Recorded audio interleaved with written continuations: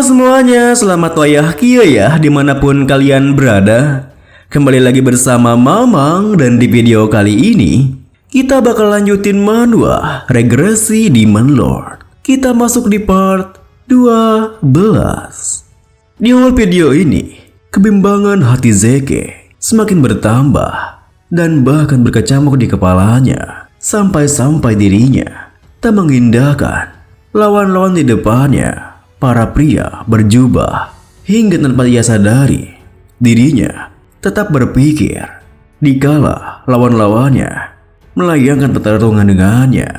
Bagaimana jika aku menjadi Demon King itu juga merupakan bagian dari rencana seseorang. Sekarang setelah kupikir-pikir, begitu aku meninggalkan kediamanku, semuanya terjadi seakan-akan ada yang merencanakannya. Semua kejadian yang mendorongku untuk menjadi manusia demonik. Waktu itu, aku hanya menganggapnya kesialan dan fakta kalau dunia dipenuhi kekacauan. Jika semua ini merupakan perbuatan seseorang, jika ada orang yang menggunakan Zeke Stillwell, sang Demon King of Power, sebagai boneka mereka, itu sangat menarik. Tapi aku tidak bisa memaafkannya. Beberapa jam kemudian, setelah menghadapi para pria bertudung itu, ketika yang lainnya tengah tertidur lelap, Zeke yang tak bisa memejamkan matanya kini melangkah keluar, mengangkatkan badannya di depan api unggun sembari berpikir, aku mau menangkap setidaknya satu orang untuk kuinterogasi. Tapi mereka semua membunuh diri mereka sendiri. Dasar keparat keras kepala. Jika memang tujuan mereka adalah untuk menjadikan Johem sebagai manusia demonik, maka mereka pasti akan menganggapku sebagai rintangan karena mendadak bergabung dengannya dan membantu yang lainnya. Johem, manusia demonik. Kurasa lebih baik dia tetap menjadi manusia biasa di kehidupan yang ini. Melihatnya agak gimana gitu. Di saat Zeke memikirkan hal itu, orang di pikirannya, Johem, mendekat ke arahnya, menyapa. Tuan Zeke, kau belum tidur ya? Bolehkah aku bergabung bersamamu? Zeke pun berbalik membalas. Iya, tentu saja. Dengan begitu, mereka berdua kini duduk bersama, menghadap ke api unggun di depannya. Namun, ketika melihat raut wajah Johem yang tengah bersedih, Zeke berpikir alasan apa yang membuatnya menjadi manusia demonik. Sampai seorang yang memiliki hemofobia bisa menggunakan kemampuan blood domination. Pasti ada alasan yang sangat kuat. Karena begitu penasaran, Zeke pun bertanya, Tuan Johem, kau terlihat pucat. Mendengar hal itu, Johem membalas, sebenarnya aku sedang memikirkan ayahku. Sudah setengah tahun sejak dia kehilangan kesadarannya dan dia masih belum sadar. Aku penasaran apakah dia akan mengambil keputusan yang berbeda dariku. Mendengar jawabannya, Zeke pun menimpali. Jadi itu kenapa Tuan Muda pertama memiliki semua kekuasaannya. Tentunya perkataan Zeke di luar dugaan Johem, hingga ia pun tak kuasa menahan rasa terkejutnya. Iya, mau bagaimanapun, dia yang tertua. Wajar saja baginya untuk mengambil posisi itu. Melihat sikapnya yang masih bisa tersenyum di kondisi seperti itu, Zeke pun sempat meliriknya sembari menganitkan dahinya. Namun, perbincangan mereka tiba-tiba terhenti ketika seorang prajurit berteriak memanggil tuan yang ia layani. Tuan Muda Johem, kita diperintahkan untuk kembali. Tampaknya wabahnya telah menyebar menuju Osprey.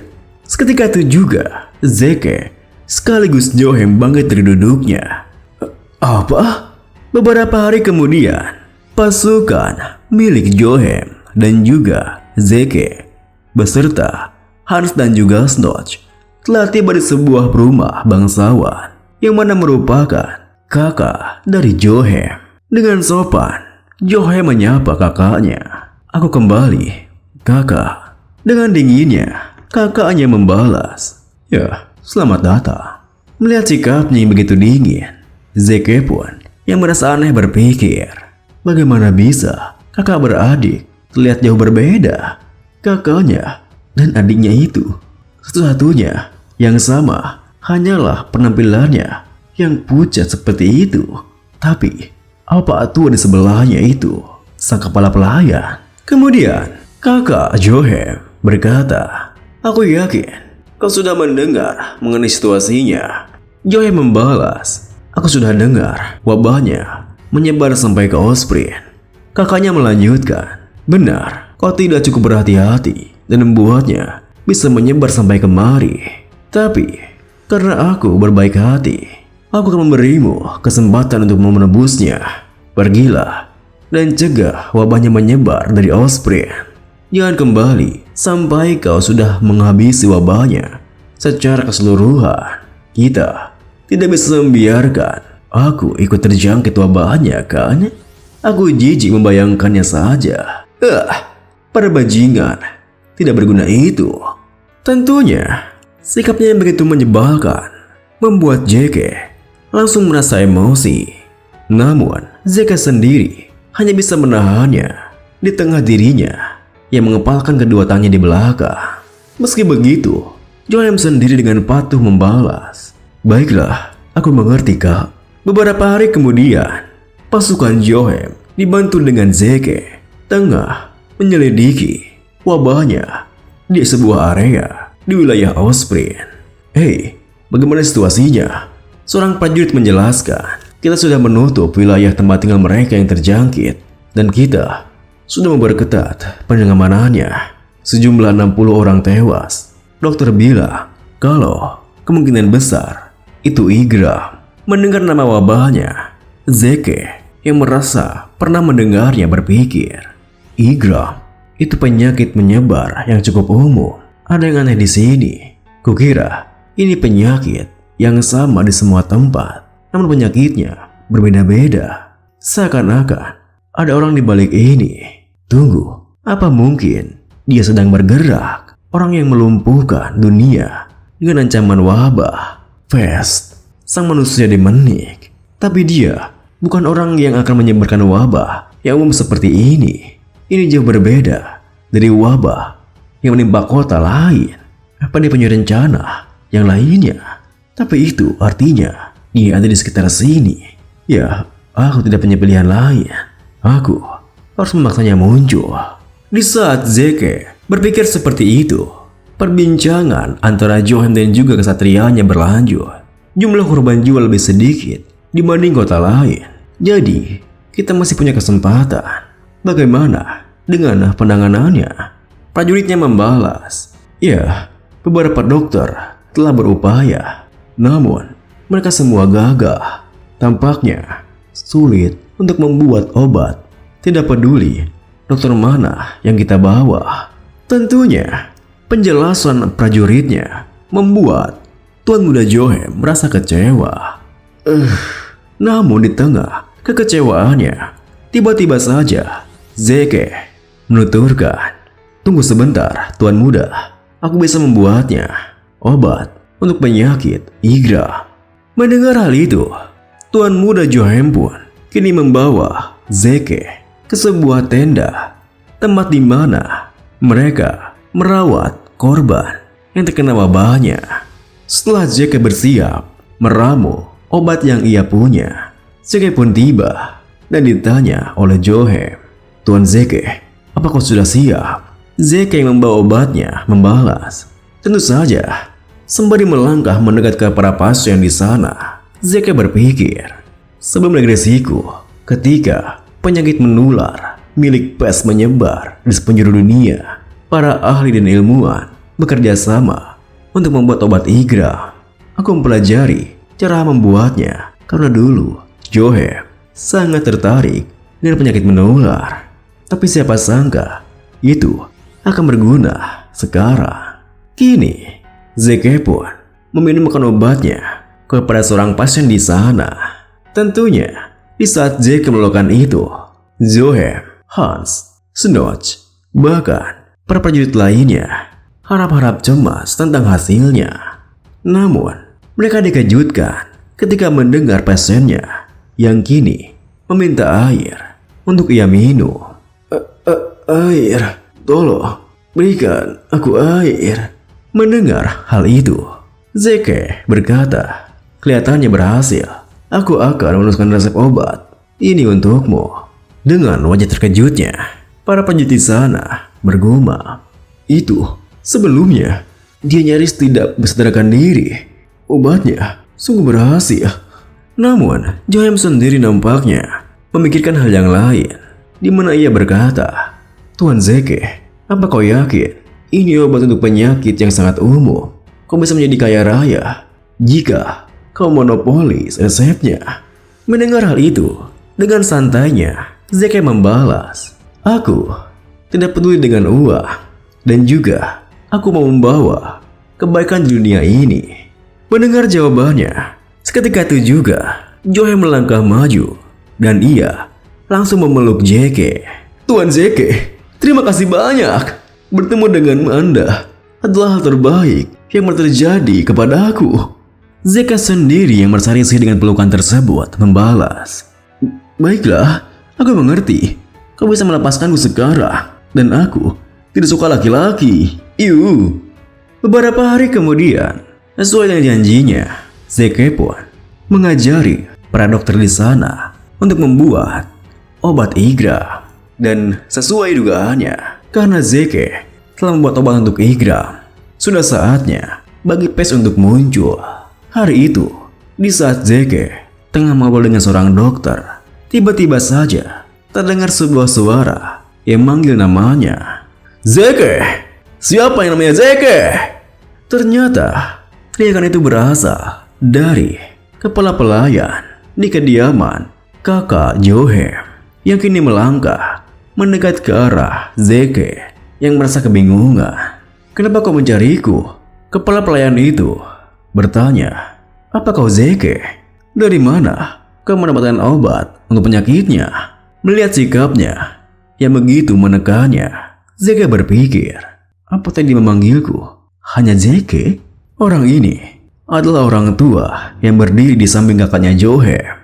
Dia datang menemuiku. Begitu dia mendengar berita mengenai obatnya. Tunggu, apakah mungkin Pak tua ini adalah Pes? Aku harus memeriksanya. Beberapa saat kemudian, di sebuah tenda di mana Zeke diminta mengobrol dengan kepala pelayan itu, si kepala pelayannya menekankan, aku yakin kalau aku bertanya di mana kau mendapatkan obat untuk penyakitnya, Zeke membalas, dan aku yakin sudah memberitahumu kalau aku mendapatkannya dari sebuah buku. Si kepala pelayan menimpali, kau sedikit tidak sopan. Perhatikan sikapmu itu. Baiklah, mari anggap itu kenyataannya. Lalu, buku apa itu? Zeke menuturkan, aku tidak tahu.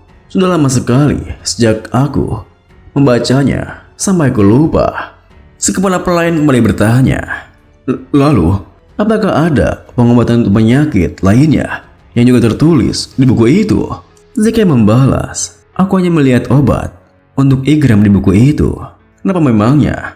Mendengar jawaban Zeke yang terus saja mengatakan tidak tahu apa-apa, tentunya membuat si kepala pelayan merasa gerah.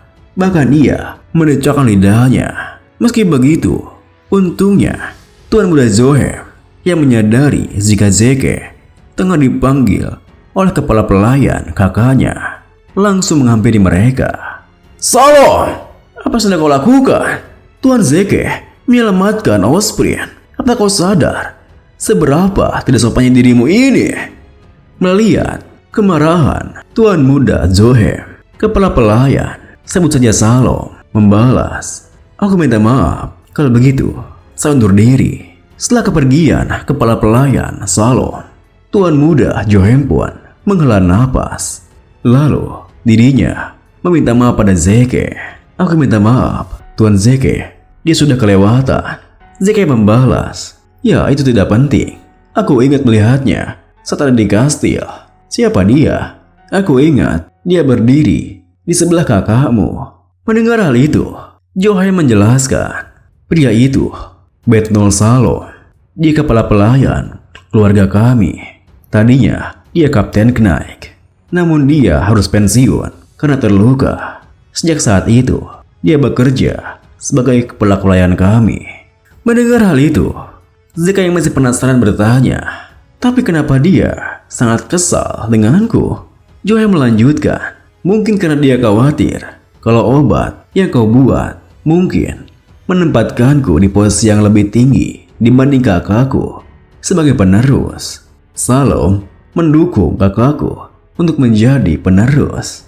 Zeke yang mengerti penjelasannya terdiam berpikir, aku tidak bisa mengabaikan kemungkinan kalau Salom itu adalah Ves. Dari cara dia bereaksi, aku tidak bisa memastikannya karena Johei mendadak masuk.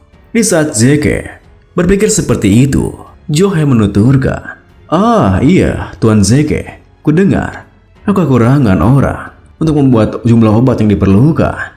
Kebetulan ada orang yang mau membantu kita, jadi aku mengenalkannya kepadamu. Silakan masuk, Nona Fargot. Setelah Johei mengatakan itu, seorang nona muda melangkah masuk dalam tenda dengan sopan, memberikan salamnya pada Zeke. Senang bertemu dengan Anda. Namaku Greta Fargot. Wanita itu adalah pemilik Fargot Firm yang berafiliasi dengan Tuan Muda Johei. Namun, melihat warna pakaiannya yang serba hitam, Zeke sendiri yang telah membalaskan namanya sempat berpikir, oh, dia cantik, tapi kenapa dia berpakaian seperti seorang janda? Kemudian, Tuan Johei menjelaskan, Nona Fargot ini pemilik Fargot Firm. Dia memiliki banyak ketertarikan dalam penyakit menular. Jadi, dia selalu mensponsori penelitian. Dia juga berpengetahuan dalam topik ini. Aku yakin dia bisa banyak membantu. Mendengar hal itu, Nona Fargot pun menambahi, aku membawa beberapa tanaman dan material lain untuk jaga-jaga jika kamu kekurangan. Bolehkah aku mempelajari resep obatnya? Zeke membalas, ya, karena kau memahami topiknya, aku yakin aku akan belajar banyak darimu dibanding sebaliknya. Silakan lewat sini. Dengan begitu, mereka berdua pun kini saling mengobrol, membicarakan tentang obat-obatan. Namun, tanpa Zeke tahu, Hans dan juga Snots yang melihatnya dari belakang malah merasa aneh dengan tingkah mereka yang seakan-akan tengah memadu kasih bersama. Bahkan Hans pelayannya berkata, apanya aku yang bisa melihat ada hati di sekitar mereka? Orang lain mungkin mengira mereka berpacaran dan bukankah mereka terlalu dekat? Snots membalas, iya, aku setuju. Beberapa jam kemudian, perbincangan mereka berdua terus berlanjut. Lalu, apa kamu tahu tumbuhan ini? Zeke membalas, itu bagus untuk orang yang sedang flu. Nona Fargot melanjutkan, aku mengerti, kamu tahu banyak ya. Sepertinya, aku masih bisa belajar banyak darimu. Zeke menimbali, ya, kau sudah tahu cukup banyak. Meski begitu, Nona Fargot melanjutkan, awalnya aku tertarik karena keluargaku, dan sekarang aku di sini. Mendengar hal itu, Zeke yang penasaran bertanya, wah, apa keluargamu juga meneliti penyakit? Nona Fargot membalas, tidak, bukan itu, tapi, Tuan Zeke, aku mau memperkenalkanmu pada keluargaku. Apa kamu mau menemaniku? Tentunya, pertanyaan yang tiba-tiba membuat Zeke hanya terdiam, memandangnya dengan wajah yang terkejut. Dan video ini pun diakhiri dengan malam itu di kediaman bangsawan Dracul. Di kamar ayahanda Johei terlihat seorang pria yang melangkah masuk ke kamarnya. Di tengah kegelapan malam, pria itu meneteskan sebuah cairan ke mulut ayahanda Johei. Tak berselang lama, tubuh ayahandanya mulai bergetar dan rintihan kesakitan terdengar. Sangat lemah dari sana. Dan ternyata pria yang menemukan jaran itu adalah kepala pelayan Betnol Salo. Yang mulia, ini hanyalah karmamu. Terima kasih buat teman-teman semua yang udah nonton. Mohon maaf jika ada salah-salah kata atau pengucapan Mamang yang kurang jelas. Sampai jumpa di video berikutnya.